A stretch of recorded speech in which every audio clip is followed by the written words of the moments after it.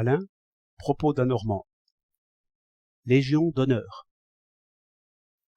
Les événements parlent comme moi, et, hélas, bien plus haut que moi.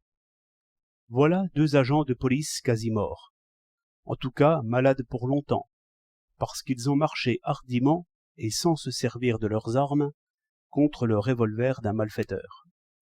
Eh bien, citoyens, on n'a pas rougi de leur porter sur leur lit je ne sais quelle médaille de je ne sais quelle classe.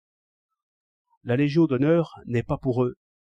Qu'est-ce qu'il faudrait donc faire, alors, pour la mériter? Ce qu'il faudrait faire? Je ne sais. Faire le singe pour de l'argent, devant des gens qui paient pour qu'on les fasse rire. Dresser d'autres singes au conservatoire de déclamation. Classer la correspondance d'un ministre. Donner 50 signatures par jour sans s'engager à rien. Grimper de place en place par grimaces et complaisance, jusqu'à obtenir le plus gros traitement pour le plus petit travail. En somme, avoir des loisirs, de l'argent et du succès. Voilà la vertu que l'on décore. Et l'on me chante qu'il y a un héroïsme caché dans ces vies bureaucratiques. Mais je ne le crois point. Je pense à une maxime connue. Pendant que la peur et la paresse nous retiennent dans notre devoir, notre vertu en a souvent tout l'honneur.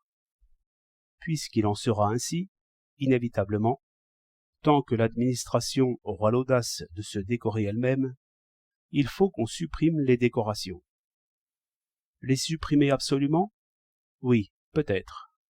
En tout cas, les supprimer provisoirement, et ne les rendre qu'à ceux qui les auront gagnés.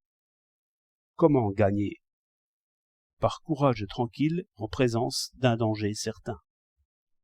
Mais qui jugera? La conscience commune jugerait très bien. Reste à savoir comment on pourrait l'interroger.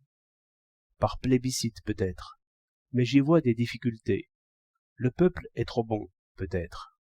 Je pense qu'il suffirait de définir la tâche des gouvernants et d'afficher dans toutes les communes les noms des candidats avec leurs titres. Si le gouvernement allait contre l'opinion, on l'interpellerait. Le doute serait toujours interprété contre le candidat. On discuterait sans fin?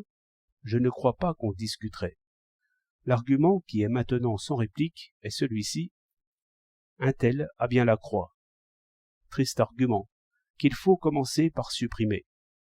Dès que la place sera nette, l'évidence brillera assez. Voyons. Décorer un industriel parce qu'il a fait fortune. Cela est ridicule. Demandez-lui s'il croit être un héros pour cela. Il répondra non. Décorer un général parce qu'il a reçu un coup de pistolet d'un fou au coin d'une rue? Quel courage faut-il pour cela? Décorons alors tous ceux qui se promènent, car nul n'est à l'abri des fous. Décorer un homme de lettres parce qu'il a du talent, n'est-ce pas récompenser le bonheur? Décorer un savant parce qu'il aurait découvert une machine ou un remède, c'est se moquer de lui et de nous.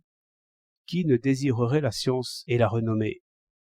Mais nul ne désire être sur un lit d'hôpital, être brûlé ou mutilé. À celui-là, donc, qui a voulu contre le désir, à celui-là les honneurs, les saluts et toutes les préséances que l'on voudra. Telle est la volonté du peuple, sans l'ombre d'un doute. Qui osera dire qu'il s'en moque? Allons, qui l'osera? 18 janvier 1910.